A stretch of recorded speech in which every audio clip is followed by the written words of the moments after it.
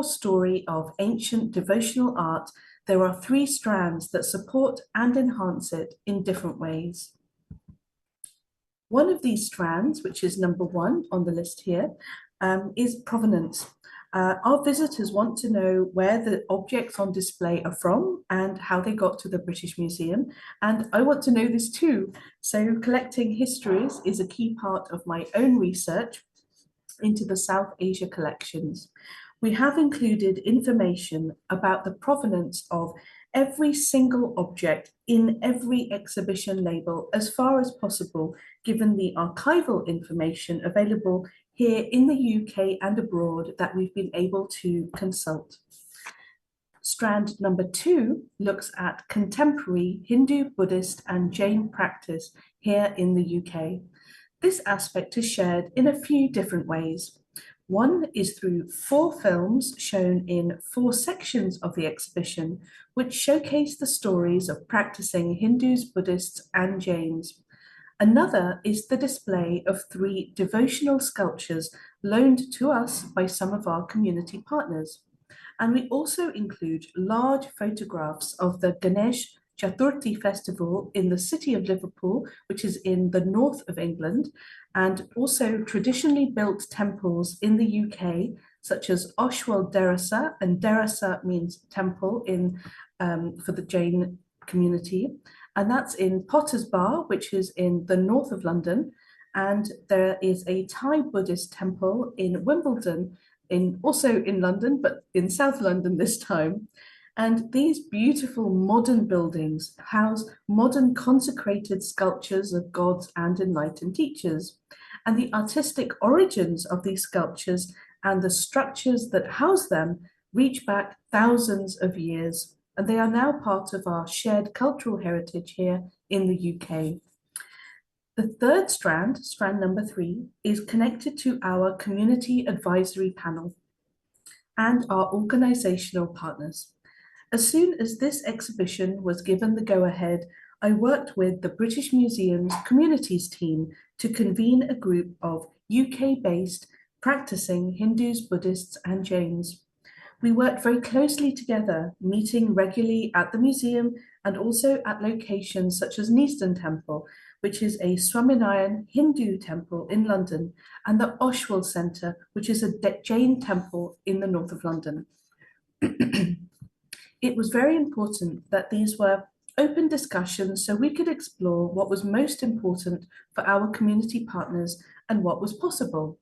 Our conversations were robust and exciting, and we talked about many different things related to the exhibition, from design, the exhibition design, to what was sold in the exhibition shop, how sculptures were handled and conserved, the provenance of the sacred sculptures and other devotional art, and so many other things. And some of these I will talk to you in this half of the talk today. We listened, we discussed, and we explored opportunities. And most importantly, we approached this as a true collaboration and put as much as we possibly could into practice.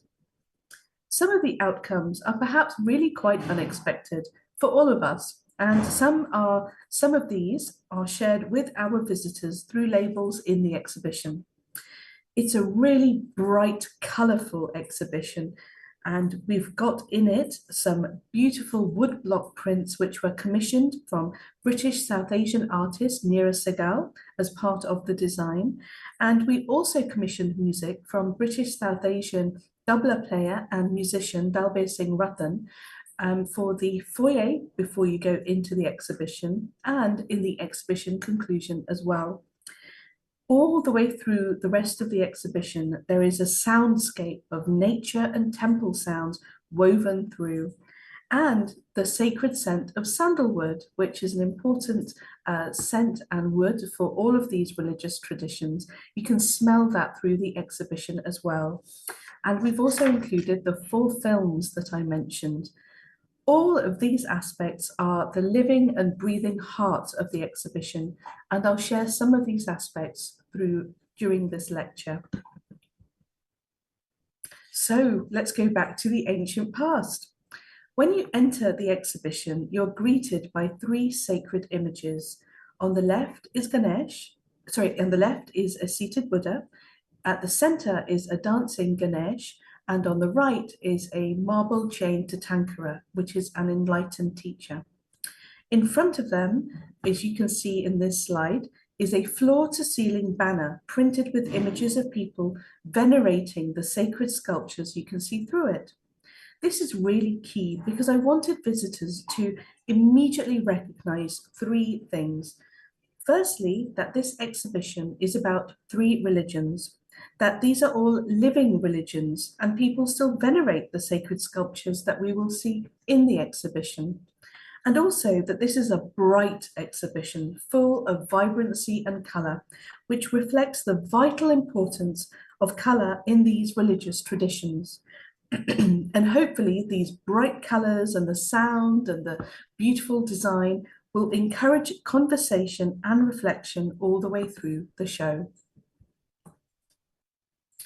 The nature spirit section is filled with the thrum of generative power of nature, with male and female nature spirits, divine serpents, and animal-headed deities who harness and wield the awesome and terrifying power of nature. This section tells the story of how these were among the earliest deities to be shaped into stone and terracotta sculptures and venerated in the subcontinent. This imagery influenced later religious art, and these nature spirits were believed to be so powerful and important in people's lives that they were incorporated into Hinduism, Buddhism, and Jainism in different ways. Although the story is of course much older, this part of the exhibition begins in India in about 200 BCE. At this time, India was covered in dense forests and rich agricultural land, watered by immense rivers and monsoon rains. Most people lived in rural communities and believed powerful nature spirits inhabited the world around them, influencing their lives and the success or failure of harvests. To really evoke the idea and sense of nature, we went for a multi-sensory approach unlike anything you will have experienced at the British Museum before. You will hear the sounds of nature, rustling leaves and rainwater, birds calling, elephants trumpeting and tramping through tall grasses. You will see many shades of green that make up the Indian landscape and the rich red earth. And you will smell the sacred sandalwood that has become part of ritual practice for all the faiths explored in this exhibition. These aspects are not merely the backdrop to the sacred artwork on display, but an integral part of the experience of encountering the art. And this is because so many of the devotional sculptures on display would have been venerated outside. Often, sculptures of different sizes were placed next to or under trees, and smaller terracotta plaques were tied onto tree trunks.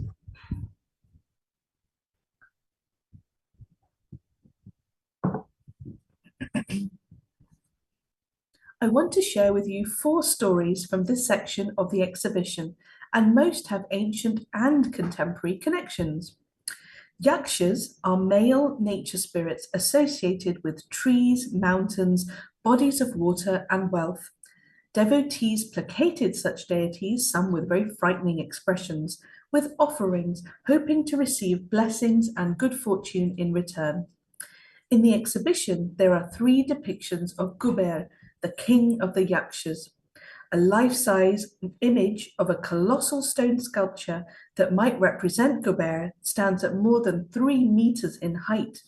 Now, if you imagine walking through a forest and encountering him, he isn't smiling in a welcoming way. Instead, he stops you in your tracks with a direct expression.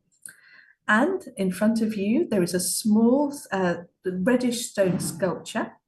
And this is on loan from the V&A Museum in London, and it was made about 500 years after the colossal statue. He is carrying a cup, probably filled with alcohol, and alcohol did used to be offered to some gods in the ancient past, and also he's holding a bag of money. Kuber is also the god of wealth, a fact that is emphasized by his rounded pot belly and the plentiful jewelry he is wearing, as well as that bag of money. And you'll see that I have displayed alongside him a mound of coins and a lamp that also has coins attached to it. And when you visit the exhibition or look in the book and look closely at them, you'll see that they depict Kuber and also Lakshmi, the goddess of good fortune. These are not ancient, but very contemporary because they were made within the last year, and I bought them specially for the exhibition and donated some of the coins and the lamp to the museum. I included these alongside the ancient sculpture of Kuber because I wanted to show that this god is still very much part of Hindu rituals today, and he's often venerated alongside Lakshmi. Talking of Lakshmi, the next works of art I want to share with you depict Gaja Lakshmi, which means elephant Lakshmi. The goddess Lakshmi has Yakshi origins and is one of the most popular deities in Hinduism, as well as for some Buddhists and for some Jains. Yakshis are powerful female nature spirits able to bestow abundance and fertility, as well as death and disease. They are depicted as full-figured and bejeweled women, often standing by fruit or blossom-laden trees or sitting on and holding flowers. This basalt lintel, the stone sculpture at the back on the side of the screen, is from a Buddhist cave site and dates to about 200 BCE. Here, Gaja Lakshmi sits on a lotus flower while elephants pour water over her. Their dark bodies symbolize monsoon clouds filled with much anticipated rain, ready to bring the earth to life. This is perhaps the earliest sculptural depiction of Gaja Lakshmi in stone, which come from the Buddhist Pitalkhora caves in Maharashtra, which is in Western India, and our partners at CSMBS Museum in Mumbai very generously loaned this sculpture to the exhibition. The artwork so successfully conveys the message of abundance and fertility that representations have changed very little over thousands of years. I could have displayed an image of Gaja Lakshmi from a popular print or calendar printed last week, and the imagery would be identical. But instead of buying a new print, I decided to display this rather beautiful painting alongside the sculpture, and it dates to about 1780. And it's also, as you can see here, on the back of the exhibition catalogue because we loved it so much. The enduring nature of some of this imagery over thousands of years is really quite extraordinary when you step back for a minute. And that story doesn't stop here, but continues with divine serpents.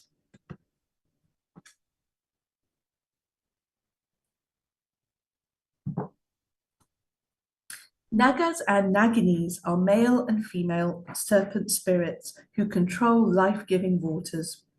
These nature spirits grant wealth and fertility and protection, but they can also kill with a single bite. Divine snakes are amongst the most ancient deities to be venerated in India, and they are usually depicted as many-headed rearing cobras. Even when they are depicted in human form, they retain some snake-like features such as a cobra hood or a snake tail. Manasa is a snake goddess venerated by Buddhists and Hindus alike for her ability to provide prosperity, children, and protection from snakes. Like other nature spirits, she's ambivalent and can also cause harm with her deadly snake bite. Manasa, as you can see in this beautiful bronze sculpture here, is depicted as a beautiful woman surrounded by snakes, and she usually holds a serpent, or, as in this sculpture, a child sits on her lap, and he has a cobra hood rising over his head. But she's still venerated today. This vibrant scroll painting, like many others, was made in Calcutta in about 2006, and it's used by traveling storytellers to share Manasa's story with devotees. The fourth and last type of nature spirit that I'm going to share with you today are those that were depicted with the bodies of humans and the heads of animals such as lions or elephants. As you might expect, they share a lot of yaksha features like their squat bodies and those lovely rounded potbellies that are associated with good fortune. This sandstone sculpture on the right-hand side depicts a lion-faced spirit, and he is a generous loan from CSMVS Museum in Mumbai. We actually don't know much about him, but Dr. Muthukumaran made a wonderful discovery as we were researching and writing the book. While looking through the British Museum's collections, Suresh noticed that the lion-headed god was also found in a Buddhist context. And in this sculpture from Sarnath, where the Buddha preached his first sermon, you can see the Buddha meditating, and Mara, the personification of death and worldly temptation, is trying to stop him meditating and therefore preventing the Buddha's enlightenment by sending his whole army to distract him. And as part of this army is our lion-faced deity with his finger raised in a menacing way. Moving on to the next section of the exhibition, which is a serene golden cream colour, and it focuses on Jain art.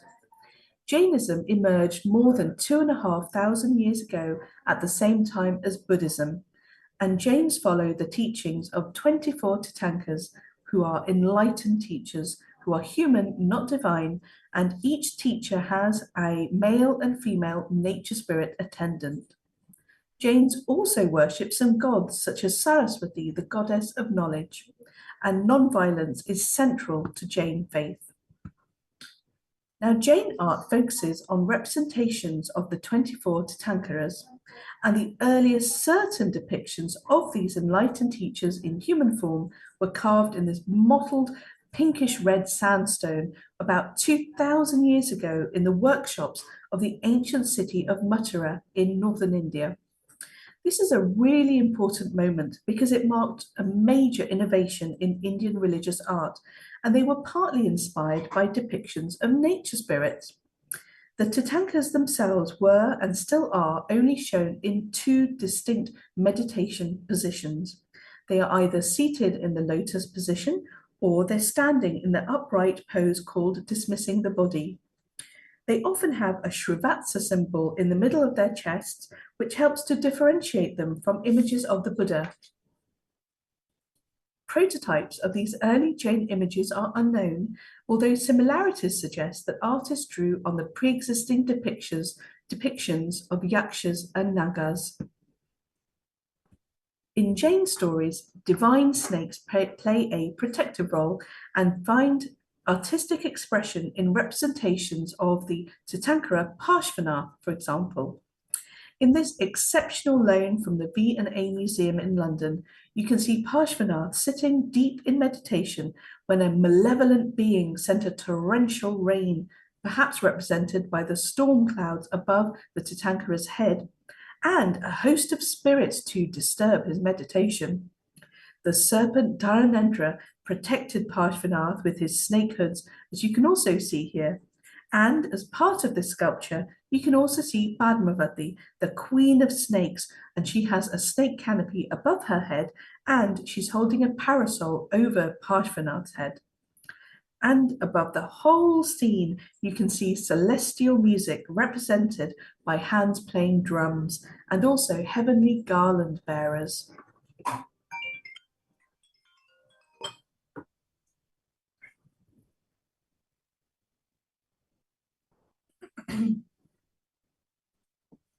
The link between Jain art and nature spirits also extends to Ayyapathas or tablets of homage.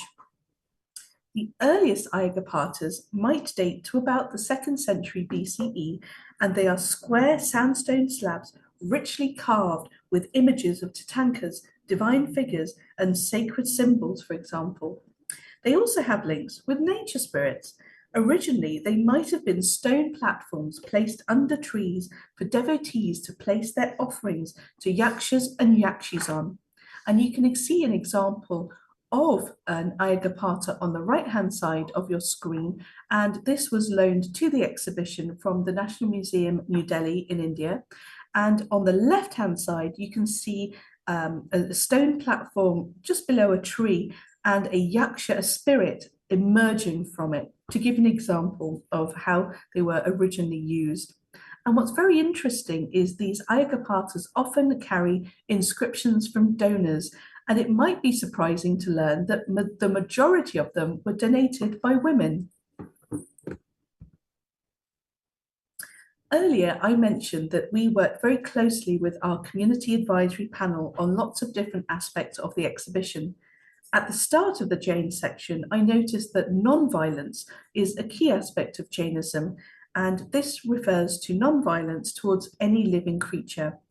And one of the things we discussed with our community partners was the possibility of using materials in the exhibition that didn't use any animal-derived products. And we committed to doing this as far as possible. To give you an example, all of the paint in the exhibition we used is vegan, and the museum's publishing team also took up the challenge, and for the first time in the museum's history, the exhibition book itself is also completely vegan. We are now moving into the bright orange section of the exhibition, and this focuses on Buddhist art. This part focuses on sculptures from what used to be the magnificent stupa at Amravati in southeastern India. This stupa was one of many stupas and monasteries built along the Krishna River and its tributaries in this region of Andhra Pradesh. And a stupa is a shrine built over sacred relics. And a key story told in this section is the change in the way that the Buddha was depicted in art.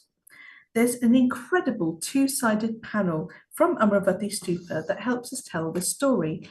And on the right-hand side of this slide, I've shown the two different sides set out side by side. The oldest and original side was carved in about the mid-1st century BCE. And here you can see the Buddha, and it's the large panel which I'm showing on the right-hand side of the screen. And I'm sure you're probably thinking, I'm pretty sure she's wrong because I don't see the Buddha anywhere. Well, during this early period of time, the Buddha was shown symbolically through sacred symbols, and you can see devotees venerating a tree, parasol, empty throne, and footprints. And about 300 years later, in about 250 CE, during a major renovation of the stupa, this panel was turned over and recarved and rededicated. This time, on the far right-hand side of the screen, you can see the Buddha is shown in human form, and he's standing at the stupa entrance. Interestingly, as with depictions of the Jain enlightened teachers, these early representations of the Buddha in human form take inspiration from earlier images of the nature spirits. For example, he has quite a full body, and he is raising his right arm up in a gesture of blessing. Now, this is by no means the first time the Buddha was shown in human form. As far as we can tell, the first depictions of the Buddha in human form were made independently in sacred centers in regions that are now in India, Afghanistan, and Pakistan. And the earliest dated sculptures are from Mathura and date to the early 2nd century CE. These early figurative representations of the Buddha were inspired by nature spirit imagery. Here in this sculpture, you can see the right hand raised in blessing. The other hand is close to the hip, and he's got a lovely full figure. And this sculpture was made in Mathura in about 200 CE and is currently in the exhibition because it was loaned to us from the National Museum in New Delhi. I can't tell this story without sharing the Bimaran casket with you. And this is one of the most extraordinary objects at the British Museum and one that I'm fortunate to curate. And I had to include it in the show alongside early images of the Buddha. It is inset with garnets and turquoise and dates to about the late 1st century CE. And it actually shows on the very front what might be one of the earliest datable images of the Buddha in human form. As I mentioned at the start of this lecture, we were keen to understand the origins and journeys of the many sacred images on display. We found some truly fascinating and often complex stories that reveal just how far these objects have travelled and how rich their histories actually are. An example of this are the sculptures from Amravati Stupa, where we have a whole case, which you can see in this slide here, examining the provenance of these sculptures. Using drawings and photographs, this section of the exhibition tells the complicated and multifaceted story of the stupa's rediscovery and then dispersal at the hands of many people, including a local Indian ruler and several British colonial officials. And at that point, I'm going to hand over to my co-author, Dr. Suresh Kumar Muthukumaran.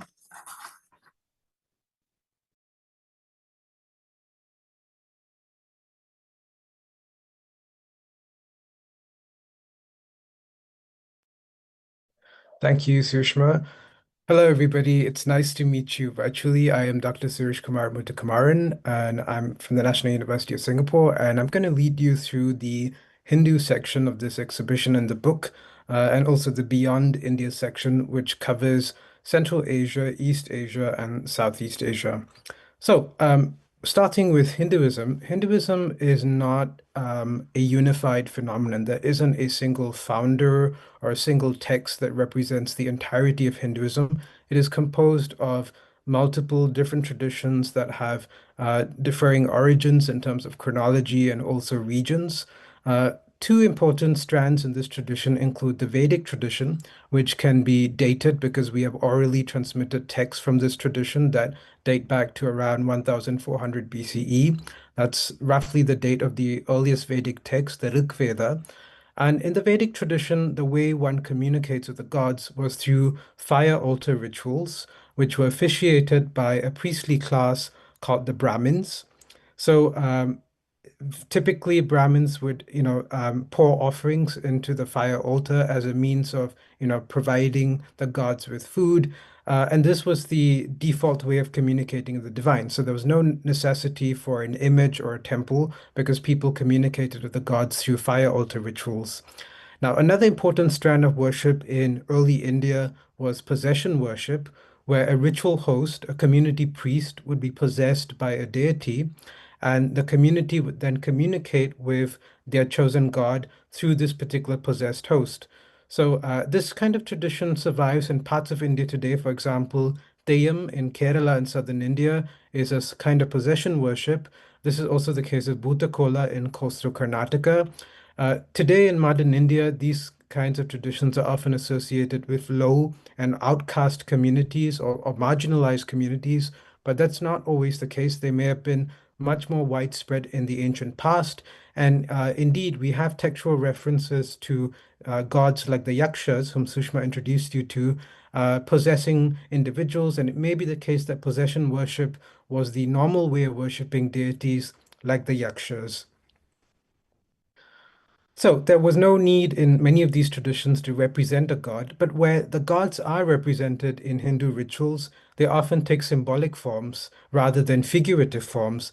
So the elephant-headed god Ganesha, whom Sushma talked about, can be represented in Hindu ritual as a pinch of clay or turmeric, which is a spice as you see in the screen. It's a powdered version of the spice that's made into this conical pyramid that represents the god Ganesha for the duration of this ritual. Other gods can also be represented as a pot of plenty, the Purna Kalasha or the Purna Kumbha, as they're called in Sanskrit. So this is a pot that represents the auspiciousness and prosperity, which is why there are lots of agricultural elements in the construction of this pot, whether it's flowers, mango leaves, or coconut. Typically, this pot of plenty is used to represent the goddess Lakshmi, who is the goddess of abundance, fertility, and prosperity, as you saw earlier in the Buddhist representation of Lakshmi that you saw on Sushma's slide. And this symbolic worship of the gods is still important in modern India today and in Hindu cultures around the world. The god Shiva, for example, is often worshipped in this symbolic form as a linga, literally meaning the sign of the god Shiva. And in most temples dedicated to Shiva, you would often see this linga form of Shiva rather than an image of Shiva. Sometimes the lingas also have faces carved onto them, where they're called mukha lingas or face lingas. You can have as many as 4 to 5 faces being carved in these lingas as well. And in the exhibition, we have a very fine 4th or 5th century example of one of these lingas with a face on it. But it's not just the god Shiva. In village settings, Other gods can also be worshipped as stones that are often dressed with, colored powders and garlanded. So on the picture that you see in the screen, you see a bunch of stones before images of a goddess. So the stones represent the goddesses who are positioned behind them. In fact, the statues that you see behind them are later installations. Originally, these goddesses were worshipped in the form of these stones. And that's also true for the yakshas and the yakshis that you were introduced to. Before they were represented figuratively, the initial form of worship was basically a stone altar that was placed under a tree, which is the same format that the Buddhists and Jains adopt to represent their enlightened teachers. You will remember that the earliest Buddha is aniconic, is symbolic. It was basically a tree, and that you had a stone platform or a stone or a throne under that tree. So that's basically a tree spirit shrine, a yaksha shrine, which the Buddhists and Jains reformulated to represent their own enlightened teachers. And this is important even in Hindu traditions today. Tree shrines are very widespread across the Indian subcontinent. They're often the default location for the clustering of sacred objects. So in the picture that you see on the screen is from Asigat, close to the Ganges River in the northern Indian city of Varanasi, where you find the tree not only being wrapped around with the sacred thread and colored powders, but there are cluster sacred objects that are being placed around the tree as well, medieval temple fragments, and also a Shivalinga that is surmounted by a serpent. So these snake deities continue to be very important, and a lot of them actually have outdoor shrines underneath a tree as well. In the exhibition, you find symbolic representations of Hindu gods represented through a number of different objects. These are rather small but quite interesting objects. So the god Vishnu, for example, is regularly worshipped in a symbolic form in the form of a fossilized ammonite that are excavated from the valley of the Kali Gandaki River in Nepal. Now, the ammonite that is being shown on the screen in the museum's collection is interesting because on the back of it, it has a carving of the god Vishnu sleeping reclining under the serpent Anantasesha. This is quite rare. Usually, the god is just worshipped in the form of the fossilized ammonite. You don't really find carvings on the back that often. So this is quite a unique example of a carved ammonite stone with a representation of the god that it's supposed to symbolize. Gods can also be represented through their attributes. So the god Vishnu, for example, he holds in his hands a discus and a conch shell, whereas the god Shiva is often seen holding a trident. So on the garnet intaglio that you see on the screen, this intaglio represents both of these gods by just showing their attributes, a discus and a conch representing the god Vishnu, and the trident in the center representing the god Shiva. And below that, you see a plaque with two footprints. Now, this is common again in Buddhism. If you go to Thailand, for example, there are temples dedicated just to the Buddha's footprints. There's a very famous one at Saraburi, Prabuddha Phat. And Hindu traditions have very similar traditions where the god is venerated through their footprints. So in this case, it's probably Vishnu's footprints because the footprints are flanked by two attributes that are associated with Vishnu, the mace, which he carries, and what looks like a conch shell.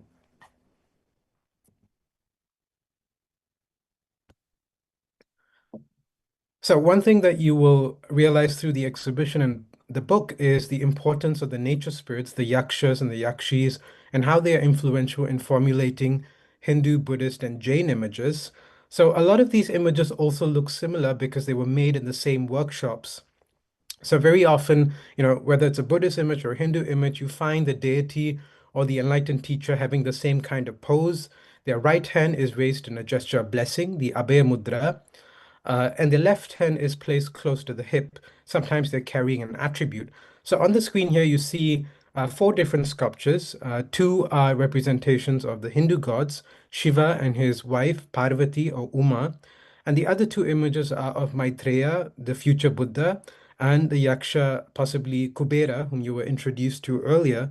Now you see all of them having very similar attributes, right? Their posture is similar, but there are small things that distinguish the particular deities. For example, in the Buddhist and Hindu images, you find these deities carrying a water pot that is characteristic of ascetic traditions. In the case of the god Shiva, you also find an erect phallus that is characteristic of the representation of this particular deity. So while there are similarities, there are also small differences that set apart how these gods look like. Also, going back to the yakshas, we were introduced to animal-headed gods, and this is something that still continues into Hinduism. And in fact, there are lots of animal-headed gods or gods with animal forms, like the monkey god Hanuman, for example. Another well-known animal-headed god is the boar-headed god Varaha, who is largely considered to be an incarnation of the god Vishnu.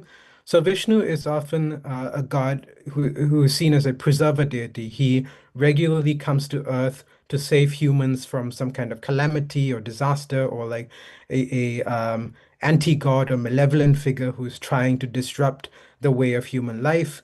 So in this representation, as a boar deity, he's saving the Earth goddess, who you see perched on the elbow of this image. Her head is missing, but it was that image represents the Earth goddess who's being saved by Varaha as he lifts her up from the netherworld, where the anti-gods had tried to bring her into. So basically, there were malevolent beings who were dragging the Earth into the netherworld in order to destroy life. And the god comes in this boar-headed form to retrieve the Earth from the netherworld. Um, and there are interesting, prototypes for this sort of figure in older Paleolithic and Mesolithic paintings from central India, where you find a divine boar with horns chasing a crab. Now, in those representations, the crab appears to be a symbol of chaos because we know that crabs sometimes consume their own spawn, so they may have appeared to the local populations as a symbol of chaos. In later stories, the crab is replaced by usually a malevolent being called Hiranyaksha or golden-eyed. Now, we are very careful with the terminology that we use in both the book and the exhibition. In a lot of other narratives, these figures are often called demons, but that's not really a good translation in English because it has the sense of, these beings being irrevocably evil, which is not necessarily the case. Some of these antagonists have complicated backstories where they have been cursed into becoming a malevolent being. So ideas of what is good and evil in Hinduism are not necessarily absolute. Most beings are somewhere in the middle. And the other thing that is remarkable about Hindu art, at least to external observers, is these multi-armed figures, very characteristic of Hinduism today. You often see gods with 4 hands or 8 hands, or sometimes an infinite number of hands, which you also find in some Buddhist figures. For example, if you think of Avalokiteshvara Guan Yin, for example, she often appears with 1,000 hands, right? And there are some lots of wonderful representations of the thousand-armed Guan Yin in China as well. And this idea starts in around the turn of the millennium, sometime in the first century of the Common Era, like when gods start being popularly represented with multiple arms. So one of the first images that you see in the slide is a coin that represents an eight-armed form of the god Vishnu, or possibly one of his manifestations, Krishna. That was found in a coin of a second century Kushan king, Huvishka. But the other thing that is, a centerpiece of our Hindu section of the exhibition is a goddess with 4 arms. She's a bronze figure. She's quite a small bronze figure, but on the screen it looks like she only has 2 arms. But actually, she was originally a 4-armed figure, but the back arms have sort of broken off. She's important as a transitional figure. So in some of the earlier representations of goddesses, you often find weapons inside her hair, right? They are sort of like part of a hairstyle. But in later representations, when these multiple arms become more common, the attributes of the weapons or the flowers or agricultural implements that they're holding are often transferred to the hands. So it was an easy way of representing the different symbols and the attributes of the gods by having different multiple hands. The other thing that both the book and the exhibition look at is the diversity of early Hindu architecture. We often think of Hindu temples as, having this tapering tower.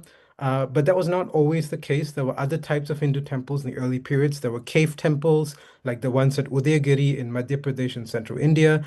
There were also these spectacular pyramidal temples. I mean, when we think of pyramids, we think of Egypt, or maybe even like, the Shang Dynasty burials at Anyang, like the towering mounds.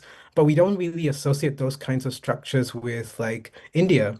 But there are some rare surviving pyramidal terrace temples from around the 4th and 5th centuries of the Common Era.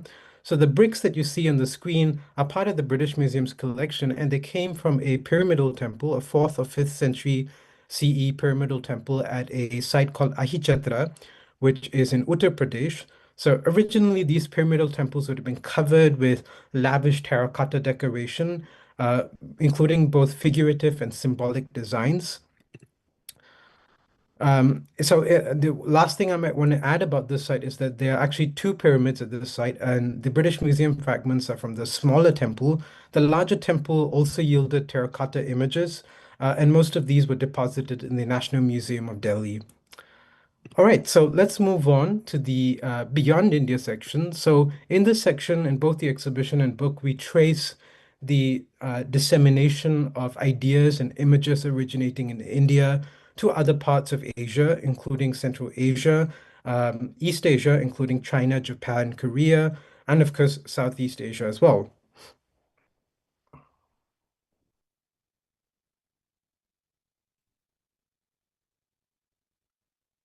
So I think a good starting point here would be the Tarim Basin in Xinjiang, which is an important connecting point between the heartlands of China and India in antiquity. According to local legends, preserved in the city of Hotan, it was allegedly founded by Kunala or people associated with a figure called Kunala, who in Indian stories is the son of the Emperor Ashoka.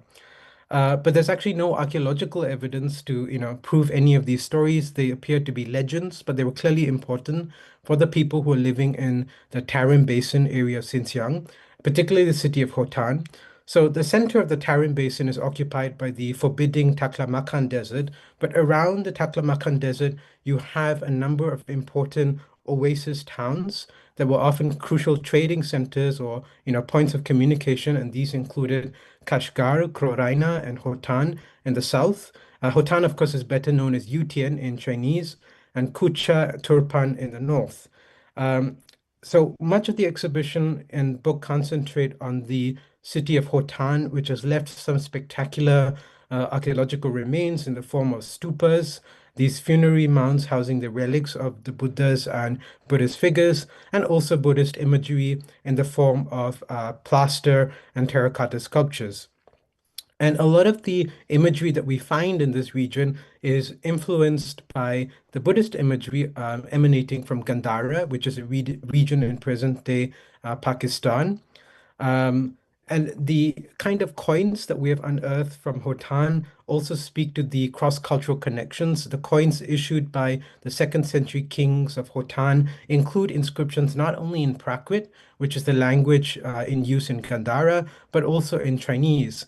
So it's a nice way of highlighting how this culture, is a boundary region, between both of these worlds, the Chinese and the Indian worlds. Now, Hinduism also travels along with Buddhism in some of these contexts, but almost always in a Buddhist framework. So the exhibition and book feature three images of Ganesha from Tarim Basin sites, mostly from the southern part of the Taklamakan. And in some of these depictions of the elephant-headed god Ganesha, he's actually accompanying a Buddha image. So Hindu gods are being adapted as protective deities in a Buddhist context in some of these Tarim Basin sites as well. So on the screen, you see a depiction of the four-armed depiction of the elephant-headed god Ganesha, and he looks very similar to depictions of him that you would find in India as well. He's holding an axe, an elephant gourd, and he has a broken tusk in his hand as well, and appears to be holding what might be a food item, either a fruit, a citron perhaps, or one of his favorite food items, modakas or laddus as they're known in India. He also wears a tiger pelt, which is often associated with his father, the god Shiva, who is an ascetic god. Now, moving into the heartland of China, Buddhism arrives in China definitely by the first century of the Common Era. So it's a late Eastern Han Dynasty phenomenon. And when it arrives in China, it is integrated into the funerary culture of China because a lot of the earliest Buddha representations that we find in China associated with funerary contexts, whether it's tomb reliefs or even physical statues in a tomb, as bronze mirrors, as part of a money tree. And you also have, depictions of Buddhas on the spirit vessels, the hunping that are found in eastern China. So that's the small figure that you see on the screen is from one such spirit vessel, hunping from eastern China. And the other image is, of course, very well known in Chinese context. It's a small Buddha figure that's carved onto one of the cliff tombs at Mahao in Lushan in Sichuan province. Very well published and widely known as well. There are also some larger depictions of Buddhas interspersed with Taoist figures at Kongwan Shan, which is a sort of scenic rocky site in eastern China in Jiangsu province. But the dating is not secure. Some people think they might date to the second century, the late Eastern Han period. Other scholars think that they might be a bit later, maybe fourth or fifth centuries. But the general point remains a lot of early Buddhas in China were integrated into its funerary culture. The Buddha was often seen as a salvation figure of the afterlife. And he's also patterned after local deities like Si Wangmu, the Queen Mother of the West. So you see, for example, on the Hunping figure of the Buddha, he's seated on this throne that appears to be flanked by two lions, in some cases, two dragons. So this was also very typical of local Chinese deities. So the Buddha was being transposed into a local Chinese context, being adapted quite early on. Now you continue to see this adaptation in Chinese context. So here on the screen, we have a 6th century Eastern Wei dynasty stela of a Buddha dedicated by a couple. You see both of the patrons, the husband and wife, seated under this nice pavilion and the inscription giving us their dedication beside them. And above them, the Buddha is seated on a dragon-flanked throne. And he's also wearing Han Chinese robes. So the costume of the Buddhas also change as they enter China, and he's flanked by bodhisattvas who are again dressed in Han Chinese robes. So the monastic dress that originated in India was also adapted for Chinese context quite early on. Uh, I find this particular depiction of the Buddha quite interesting. It's a 6th century figure, just like the previous one. It's from the same time period, but it's depicted very differently. Here, the Buddha appears more Indian, right? He has a bare right shoulder, which you didn't see in the earlier image. So he's dressed very much in the kind of monastic dress of India. And above, he's seated in a pavilion with this horseshoe arc design, again, very typical of the architecture of India. But above him, you see trees that are native to northern China. These are coniferous trees. They're trimmed almost like bonsai trees. And you find him being flanked by these two lions, again depicted in a Chinese style. So it's an interesting blend of Indian and Chinese styles. So in the original textual tradition, in the Mahaparinirvana Sutra, the Bani Panjing, the Buddha is depicted as, preaching under the shala trees before he passes away. So the shala trees, of course, Indian species that are not found in China. But when Chinese artists were depicting this narrative, in order to make it familiar to Chinese audiences, they decided to depict local coniferous trees instead of the Indian shala trees in this particular earthenware relief. Uh, basically, the wider point is that Buddhism, when it enters China, is heavily localized. It's made familiar to Chinese audiences, and of course, texts are also being translated. In some cases, entirely new texts are also being authored in Chinese. The text might say it's a translation of a Sanskrit sutra, but that might not always be the case. It might have simply been composed in China, and people say things like it was, translated from another language to imbue a certain kind of prestige.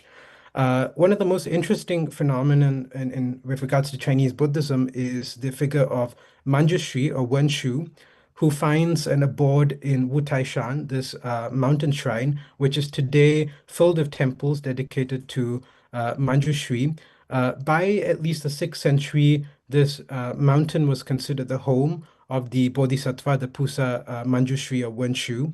And from at least the 7th and 8th centuries, uh, pilgrims from even as far as India were coming to China to worship Manjushri at Wu Taishan.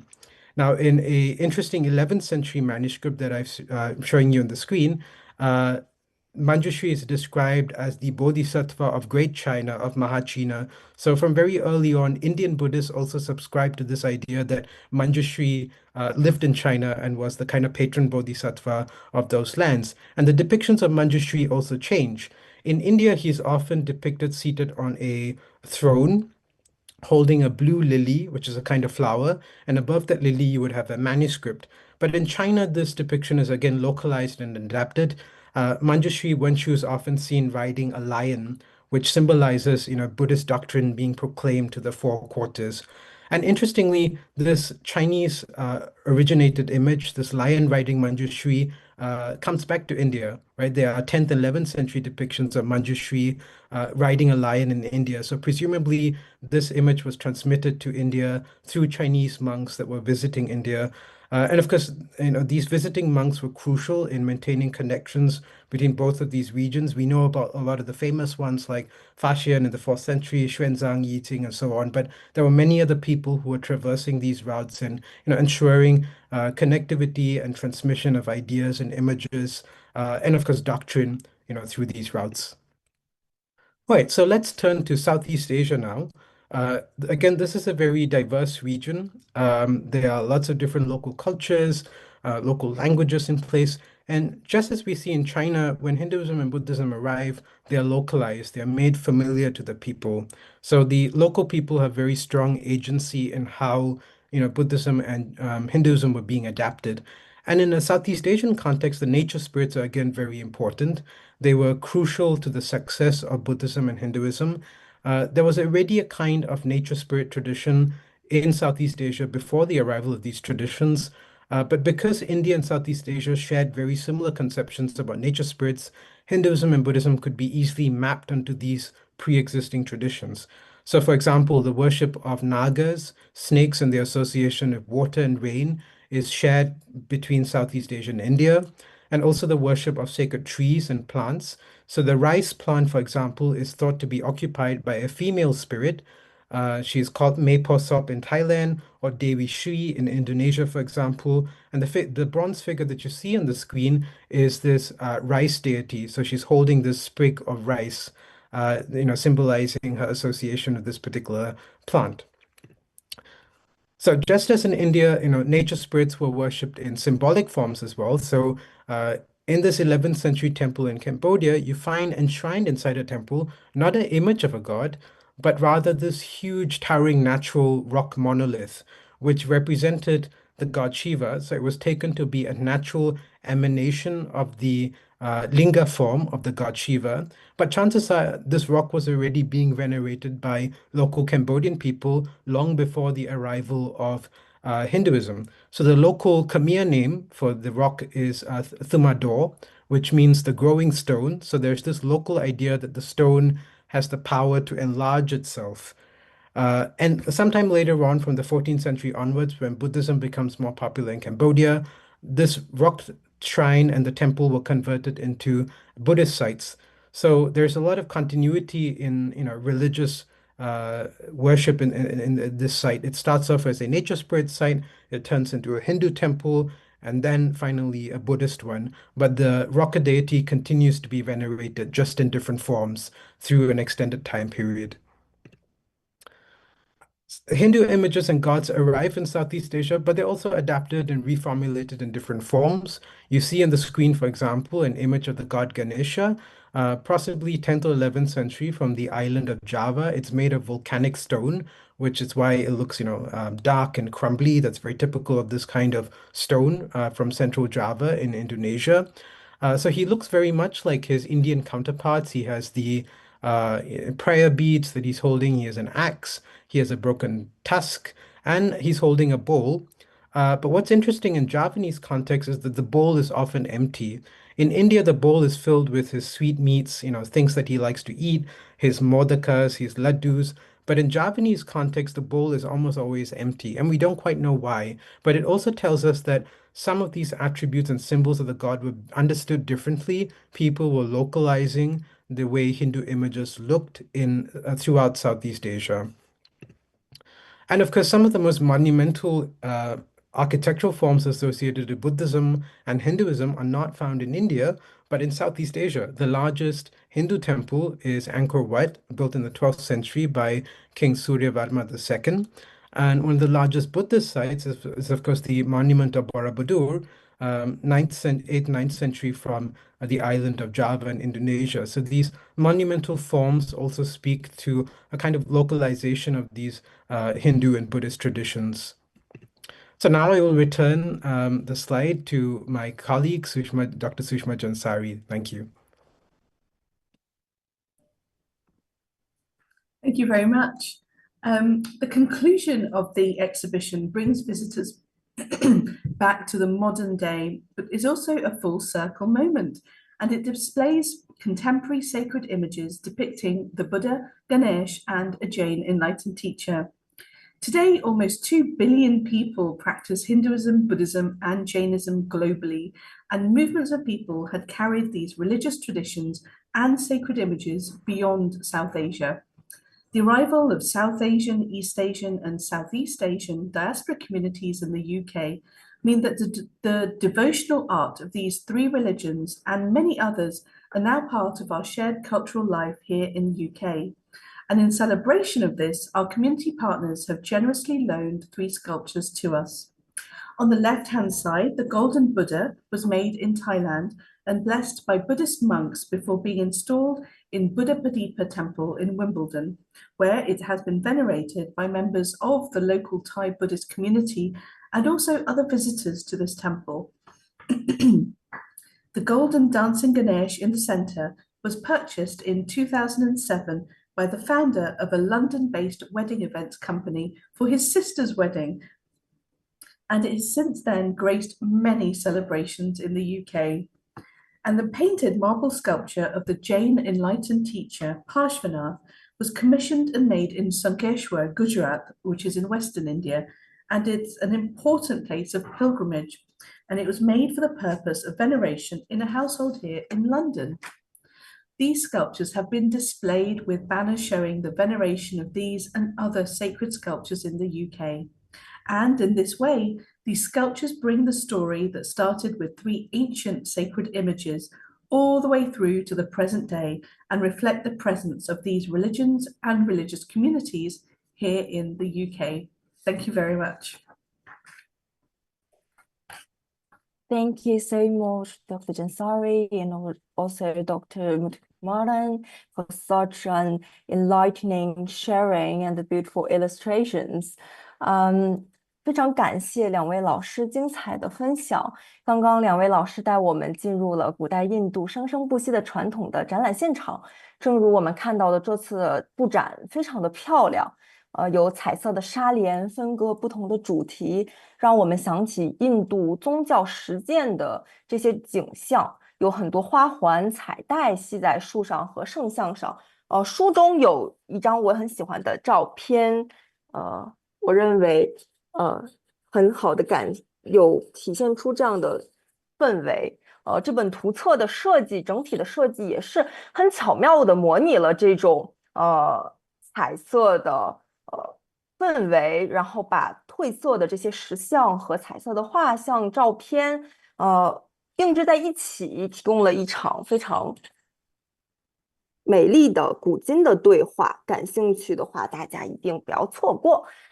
可以点击下方的购物袋，然后详细了解一下。那么接下来我们就请王云教授为我们简单的总结一下，并开始今天的对谈。与此同时，各位书友也可以抓紧最后几分钟的时间，把您想要提的问题发在评论区，我们将收集这些问题向主持人提问。然后下面也欢迎王云教授与我们的特邀主持曼璐。大家晚上好。首先感谢2位主讲人，詹萨利博士和穆图库马兰博士精彩的介绍。那么通过他们的介绍呢，其实让我们有了这个身临其境的感觉。首先就是像刚才主持人讲的，这个展览呢。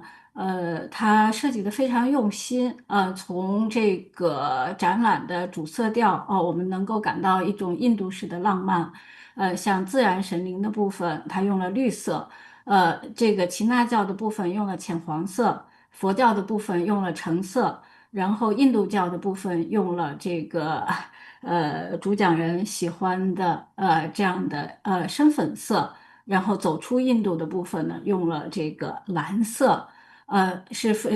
整个这个展厅的设计呢是非常的浪漫，并且呢，整体的这个展览给人的感觉呢，也是一个想尽量的全面的、系统的通过有限的展品。当然，这个展品除了大英的之外呢，他们从印度以及其他的集美博物馆也借了一些重量级的作品来展出。通过这些展品呢，展品180多件不算少，但是对于印度悠久的历史文化传统来讲，这是仅仅的一小部分啊，冰山一角。但是呢，它尽量的涵盖了所有印度文化的方方面面，呃，尽量的涵盖了印度方方面面，并且它的对外传播的情况。把它还补充上了一些这个发掘时候的历史照片，以及现在英国的这个印度教的这个信仰情况，然后以及印度的这个现在人们生活当中活着的这样的一些宗教仪式照片，总之是非常全面的，就是展现给了大家。那么主讲人的因为时间有限，给大家呈现的还比较少。这本图录里边呢，实际上它还还原了这些作品它所在的这个原始的环境，比如说这个神庙啊，还有这个寺院的这个遗址的一些照片，是能够帮助我们更全面的去了解印度文化的。感谢主讲人对这个展览的精心的策划，也感谢这本书的作者补充了那么多材料，帮助我们全面的了解印度文化。曼璐稍微简单的翻译一下吧。大家好，我是王曼璐，非常感谢王老师的发言，我接下来会进行一些翻译，然后主持一下这个对谈以及问答的环节。So Dr. Jinsari and Dr. Muthukumaran, thank you very much for this wonderful sharing of the fascinating and colorful exhibition and the beautiful catalog. And Professor Wang has mentioned that the design of the catalog is perfectly matched with the color design of the exhibition, and she can see that the exhibition has very well gave the expression an impression of the long history of Indian art and religion. This is only just a little peek into this wonderful and fascinating culture. And through this exhibition and catalog, I think that it will give us a perfect opportunity to get to know more of these religious practice and ideas. And 接下来请王老师提您想提的问题吧。好的，对，其实就是我再稍微的给听众讲两句。听众呢，其实刚才两位那个主讲人，他们非常细致的把这5个板块呢给大家讲述了。我就是那么那个佳作书局也要感谢佳作书局组织这个很好的这个交流活动他们交给我的任务是稍微的要给大家总结一下，我就再简单的总结一下。那么这个展览的第一部分，它是一个导言的部分让大家有一个大致的印象。那第二部分呢，它就进入了叫自然神灵啊。自然神灵是什么呢？实际上就是印度的一些土著的神灵，包括它很多是先佛教的，像药叉，就是我们大家熟知的这些天王像的这个前身，还有树神，还有大家知道的这个吉祥天、拉克西密女神以及蛇神这样的一部分土著神灵，然后接下来的部分呢，第三部分是耆那教。耆那教的部分呢，耆那教大家可能听众不太熟悉这个宗教，这个宗教跟佛教一样，属于公元前6世纪的这个反婆罗门思潮的一个产物，跟佛教诞生的时间差不多是大雄他创建的一个宗教，因为他倡导极端的这个禁欲，然后在印度内部呢，它拥有一定的这个信徒，但是对外的传播非常有限，所以我们大部分中国人是不了解这个宗教的。它耆那教呢，主要是一些祖师像还有一些体现它世界观的一些绘画。那么第四部分佛教的部分，主讲人呢也非常用心的把印度早期的以象征手法来表现佛教的一些作品，从这些比较早的作品开始，一直到佛像出现之后的稍微晚一些的这个作品比如说他也从这个印度新德里国家博物馆借了一件重量级的这个马图拉的贵霜马图拉的这个佛陀造像。呃呃，那么第五部分，实际上是印度教的部分。那么印度教的部分呢，主讲人就从吠陀的这个火祭仪式开始，火祭仪式到现代的一些民间的这个印度教的仪式，开始给大家介绍一些印度教的这个宗教仪式。呃，那么这个里边儿包括一些很重要的，就是火祭大典。火祭是什么呢？就是点火，然后请神下凡来保佑自己那么把供神的一些东西扔到火里就是后来佛教把这个火祭吸收了之后呢，就是护摩法事。另外呢，还介绍了印度非常重要的一个。就是比如说作者说用那个姜黄来塑起来一小块儿，就代表 Ganesh。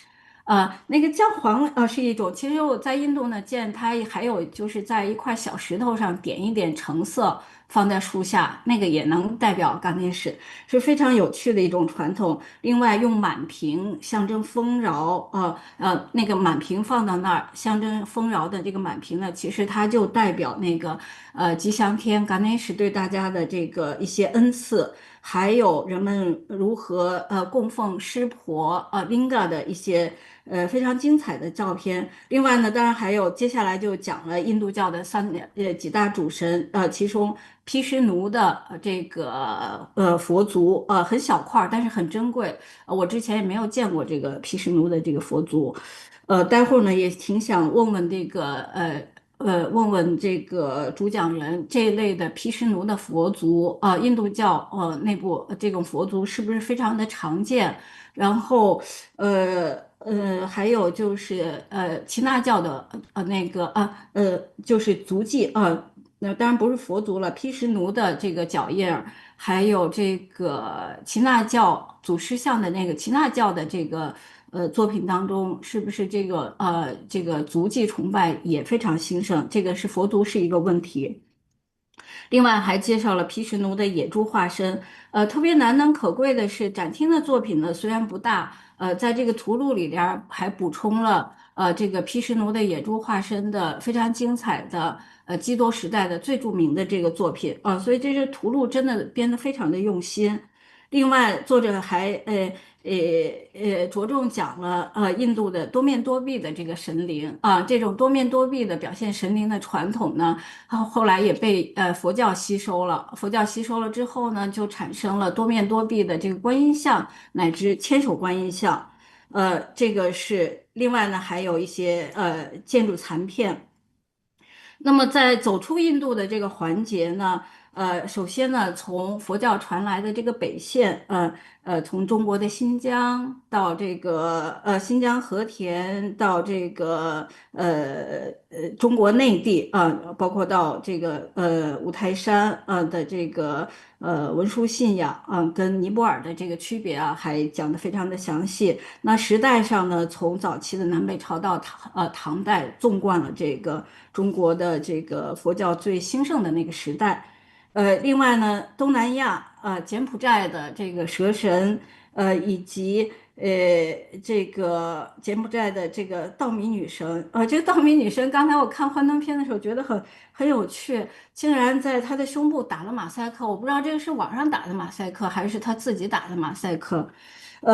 还有一个重量级的作品呢，就是集美博物馆借来的荷里荷罗像也非常的珍贵。这个都是在通史里边儿必须要那个要写到的一些作品。另外还有吴哥窟和这个婆罗浮屠等等，非常全面的介绍了印度内部的印度的三大宗教情况，以及它的像中国、像东南亚的这个传播情况。感谢二位教授。那么我的第二个问题是，就是我刚才大家从二位的讲座也可以听出来，特别是第二位那个穆图库马兰教授开始讲印度的时候，他就是从吠陀火记开始。那么我们知道，吠陀文献呢，它的成书时间是非常早的，它是亚利安人的这个文献，公元前2000年的成书，然后之后吠陀教逐渐转变成了印度教，逐渐转变成了婆罗门教，之后又转变成了现在的这个印度教。那么它一直是印度文化的主流。耆那教跟佛教，它是在公元前6世纪作为反婆罗门教思潮诞生的这个宗教。所以我就对这个展览的那个构成的顺序有点感兴趣。就是那么我以为在接到这个任务之后呢，我以为印度的学者会把印度教放在第一块儿。然后再去讲佛教，因为佛教对外传播非常广泛，最后再去讲耆那教。我没有拿到这个图录之前呢，我构想的这个展出的顺序是这样，但是拿到图录之后呢，我发现它是反过来的，然后我就想问这个策展人，这样的一个排序，它是出于什么样的这个思考？好，以上就是我的问题。嗯。就把那个问题翻译就行。Okay. Um, so Professor Wang has just shortly summarized the presentation and contents of our exhibition and catalog, and she has two questions for us to discuss. And the first one is one of the slides shows the footprint of Vishnu, and she mentioned that the footprint is a common symbol to symbolize Buddha in Buddhist art, and there are many extant examples of them. But this is the first time that she saw a Vishnu's footprint, and she would like to. It would be wonderful if you can talk a little bit more about the symbol of footprint in Hinduism and Jainism. And the second question is that she mentioned so Hinduism is derived from the oldest tradition, the Vedic tradition in India, and it's still the mainstream of religion in contemporary India. And the order of the information show the introduction of the three living religion in this exhibition is Jainism, Buddhism, and Hinduism.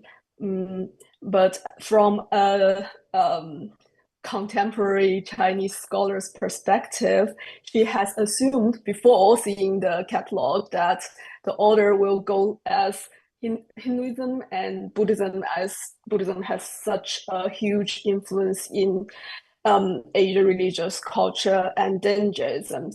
So could you elaborate a little bit more about the consideration and reason behind this order of introducing the three living religions? So that's the two questions. Maybe I'll respond to the footprint question first.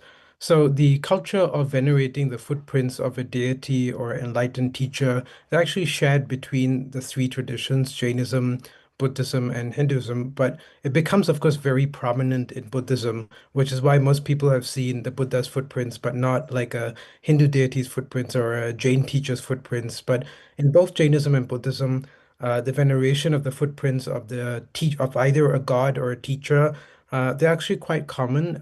There are inscriptions from, already in the first millennium of the Common Era talking about temples or shrines dedicated to footprints of Vishnu or Shiva, not just in India, but even in like Cambodia, we have a 6th or 7th century inscription in Sanskrit that talks about a prince called Gunavarma who sets up this temple for the footprints, the Vishnupada of the god Vishnu. So yeah, I think it's from a shared cultural tradition. It's not necessarily unique to any one of them. I don't think any one of them started it either. It's so in Indian culture, the feet are considered the lowest part of your body, like the like least respectable part of your body because they're in contact with dust and earth all the time. So it was considered to be a very good thing to venerate the lowest part of the body of the god or the enlightened teacher, because even the lowest part of their body is pure and sacred.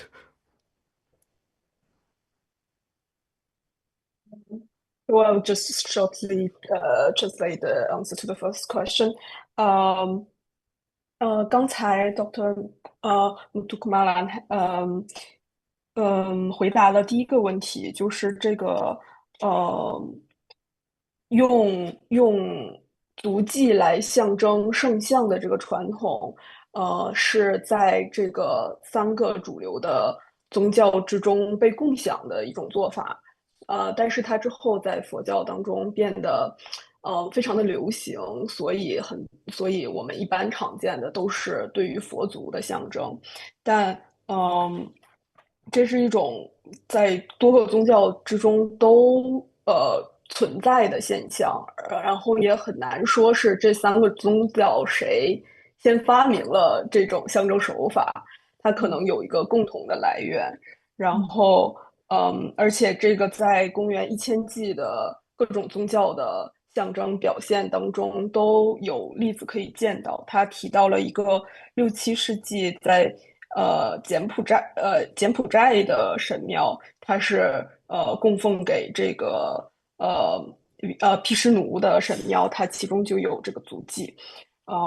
然后他还提到了，因为双足是这个身体当中处于最下面的这样的一个身体部位，所以对于佛祖的这样一种对于足迹的崇敬，实际上它的背后的逻辑可能是，即使是最低的这个身体部位，它依旧是依旧是纯净的，依旧是好的，所以可能存在这样一种想法在里面，用足迹来代表整个圣像。另外这个问题我再追问一下，就是他刚才那个足迹判断为毗湿奴的足迹的依据是什么？我很想学习。So there's a follow-up question to this. Is there any evidence that suggests the slide that we show that plague of Vishnu's footprint is actually representing Vishnu? So where do we draw this conclusion? 让他 Also, 把幻灯片导回去看看。Could we like see the slide of the plate again? oh, yes, sure, yeah. So on this plot, the footprints are flanked by two objects. One is a mace called Gada in Sanskrit, which is an attribute of the god Vishnu. The other object, it's not entirely clear what it is, but it looks like a conch shell. So putting both of these together, it's probably the god Vishnu because he's associated with these particular symbols or objects. So depending on what's beside the footprints, we can kind of figure out like, whether it's a Jain or Buddhist or Hindu context. Sometimes there is an inscription that gives us more details, and we can say for certain that it's definitely, belongs to this particular god or enlightened teacher. But in this case, it's probably from Hindu context dedicated to Vishnu because of the conch shell and the mace that we see beside the footprint.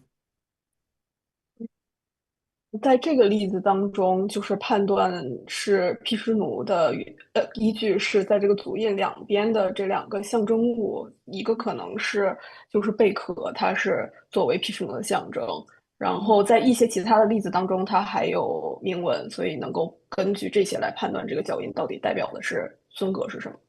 对，再补充一个，就是这个年代很晚了，他知道的最早的这个印度教的这个足迹是什么年代的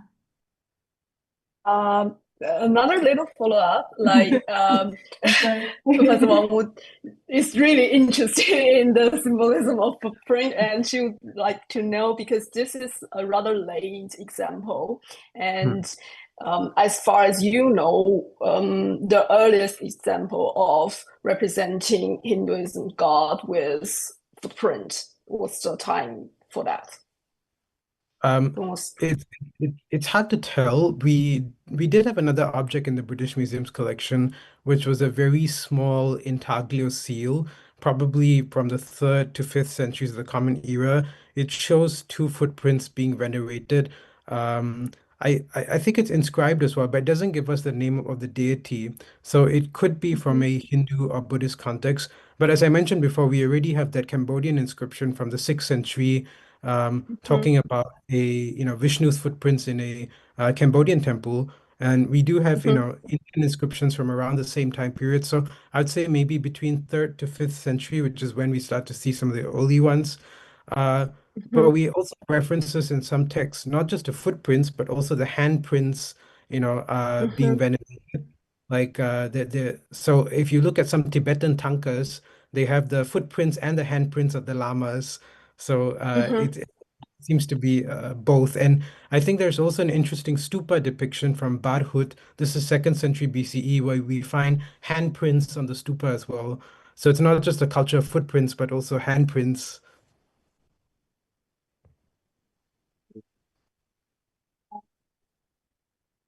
所以这个关于最早的足迹的例子，刚才提到了在大英博物馆的馆藏里面有一个被断代到3到5世纪左右的一个表现崇拜一个足迹的一个例子，但是这个例子因为没有就是明确的表明这个双足的所属是谁，所以还不能完全的判断是佛教的还是印度教的。但是刚才提到那个6世纪的柬埔寨的神庙当中，它是明确的标明了这个是一个崇拜的是毗湿奴的足迹。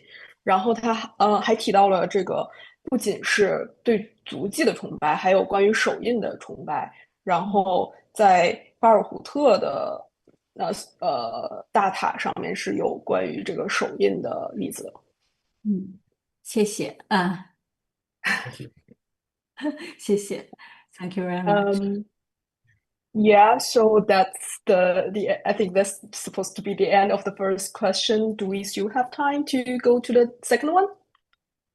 Maybe I could just quickly start us off, and Sushma could finish the response to the question. So in some ways, the show does start with Hinduism, except the nature spirits are still a part of Hindu tradition. So the elephant-headed god Ganesha, the goddess of prosperity, Lakshmi, they are part of Hindu traditions, but they're also part of a shared cultural tradition that, encompasses the Buddhists and Jains.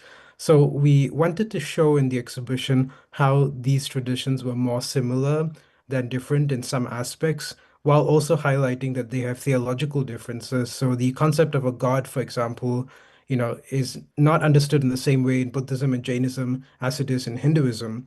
But they do share these devotional figures in common. So, and also the exhibition is focused on the origin of images rather than the religion per se. Hindu images, they emerge around the same time as Buddhist and Jain ones, but they also tend to be a bit smaller in some cases. And this might partly be the result of the fact that a lot of Hindu worship was still focused on non-representational and symbolic worship, like the ones I showed you, like the Purna Kalasha, the pot of plenty, or maybe the Vedic fire rituals. So there might have been a time lag in, picking up sculptural forms or like, picking up the temple format. Or also a lot doesn't survive. We need to take into account that a lot of early Hindu, Buddhist, and Jain structures were made of perishable materials like wood, bamboo, thatch. And with the climate of India, you have like, monsoonal storms every other year. These things don't survive, for more than a few hundred years. We have some depictions of how the architecture looks like in like Buddhist monuments, but by and large, a lot of these early buildings don't survive. And in some ways, it's, similar in China. Like a lot of early structures were wooden buildings. So you have models of those buildings in Han Dynasty tombs, but you don't have the actual Han Dynasty buildings.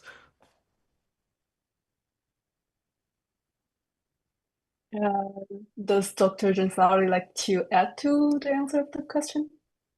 Yeah, I think, and obviously agree with everything Suresh has mentioned. And another reason was, in terms of dating the earliest figurative images of the enlightened teachers and the deities, as far as we can tell, the Jain ones seem to come first, possibly from about the first century BCE. And that's the earliest definite image of a Jain enlightened teacher in human form of Parshvanath. Sorry, excuse me, of Rishabhanatha, the first Jain enlightened teacher. And I show if Suresh, could we go back in the slides just to that the one of the Jain ones with the Oh, this that's one. the one, thank you. So the big rectangle at the top, you can see two seated Jain figures on the left-hand side, and then you see a pavilion on the right under which a woman is dancing. That's Nalinjana, and she's dancing ecstatically. And this is part of the story of Rishabhanathan. So that's how we can identify that these two figures there are very likely they are this particular enlightened teacher. And in terms of dating, it's a real struggle to date a lot of this very early imagery, because unless you have really good archaeological information, good stratigraphy, or unless a piece has an inscription with a date on it, for example, it's really challenging to date them. And a lot of this material was unearthed during the British colonial period, so it's 19th century, early 19th century, when archaeology was still very much in its infancy, certainly the modern archaeology we know today. But in terms of stylistic dating, this one seems to be about the first century BCE. And so that's why we went with Jainism first, because also, as Suresh mentioned, the focus isn't the religions themselves, but the devotional art.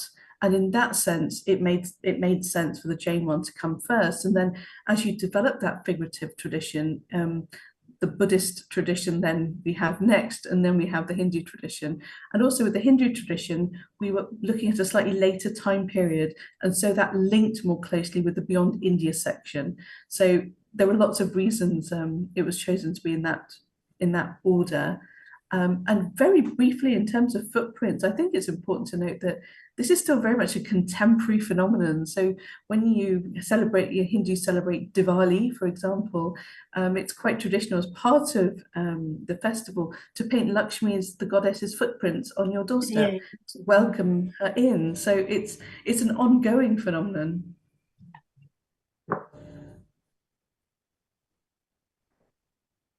我就简单的总结一下这一些答案的基本上的内容，就是这一场展览它选择以这样的一个顺序来展示现在印度的三大宗教的原因是，嗯，他们想要强调的是这个嗯。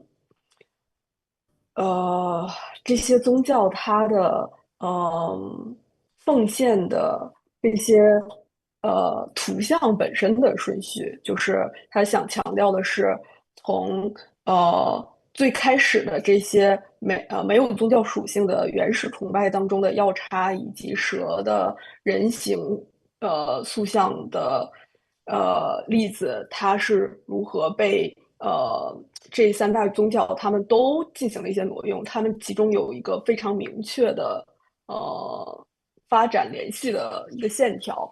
然后，如果按照这个图像的顺序的话，那我们现在能够见到的最早的，实际上是耆那教，就是现在这张幻灯片上呃展示的是这些雕塑当中断代最早的公元前1世纪的一个例子。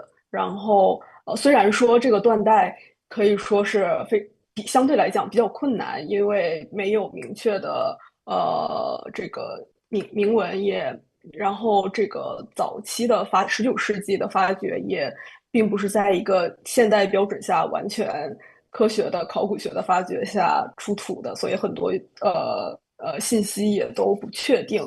但是从风格学上来讲，这个件作品应该是最早的。然后接下来这个用人形来表现圣像的传统，就是非常兴盛的是佛教。然后关于印度教的话，它是因为印度教最早的时候，它以人形或者说可保存的这种实质的雕像来表现圣像的传统并不是非常兴盛。我们也提到了很多，就是比如说用各种各样的木质，或者是我们提到的那些姜黄，还有火祭这样的仪式来表现崇敬仪式，所以它不会有呃可以保存下来的实物留下来。所以我们现在看到的印度教的图像传统的起点是比较晚的，所以这样一个顺序是根据这个图像的先后顺序。然对，现后存作品的年代，现存对作品的年代，年代，他收藏作品的让年代，嗯。然后呃，对，大概关于第二个问题的回答就是这样。然后接下来我看一下我们观众的问题，嗯。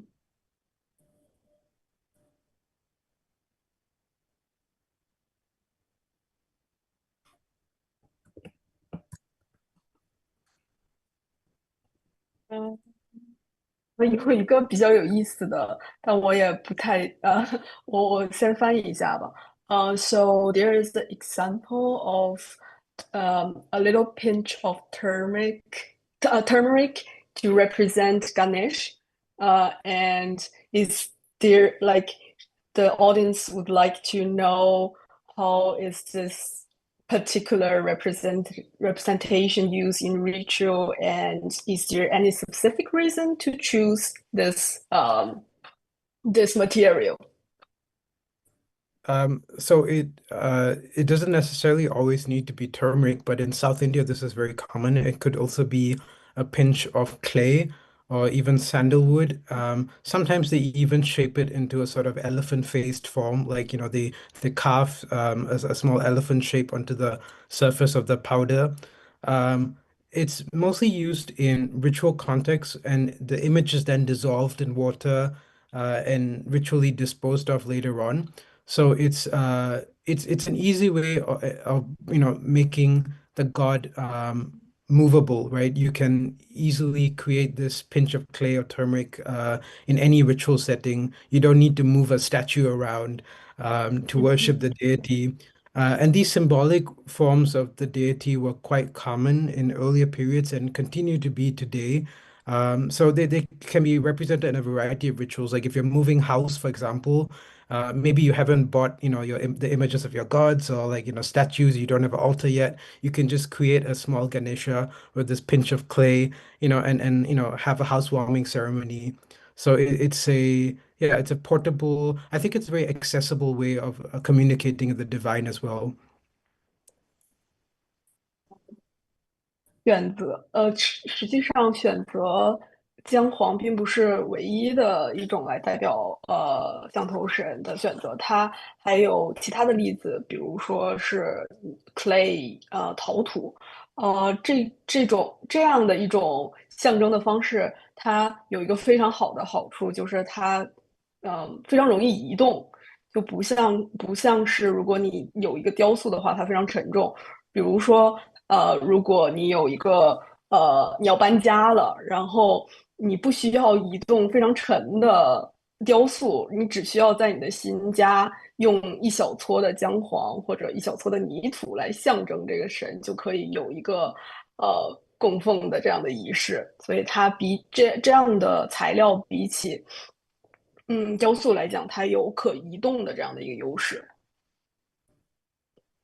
好的，And 嗯，Oh, 那 I 么 think that's 因为 our 时 time 间 is 的 up, right?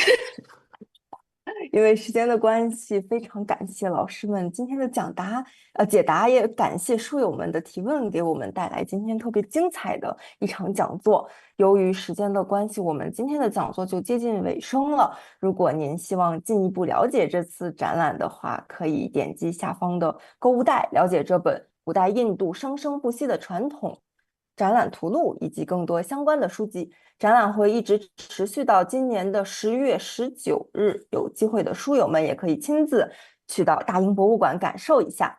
想要观看回放的书友们，只需要关注佳作书局视频号就可以了。点击左上方的白色头像，在简介下方会看到一行蓝色的小字，视频号佳作书局，点进去就能看到本次直播的回放。在接下来的时间，我们也会继续为大家呈现一系列的讲座活动。欢迎大家点击预约链接，提前锁定席位。6月30日，复旦大学鲁明军教授将会以艺术史的野蛮主义为主题，携他的新作《无名的艺术力》展开对谈。在7月3日呢，文艺复兴讲座的第3讲，文艺复兴时期的佛罗伦萨艺术的作者 Scott Nethersole 教授将与我们一同探索佛罗伦萨的艺术遗产。7月14日，大都会艺术博物馆策展人张天宁也会来到佳作书局谈日本艺术特展三绝。本次展览展出了160余件展品，深入探究了诗歌、书法与绘画的3种形式。7月21日呢，我们也邀请到大英博物馆策展人 Alfred Hoft 谈展览歌川广重风景之路。本次展览是大英博物馆首次聚焦歌川广重的特展，所以大家可以多多期待，多多关注。感谢各位书友的关注与支持，期待在下一次讲座中与大家再见，谢谢大家。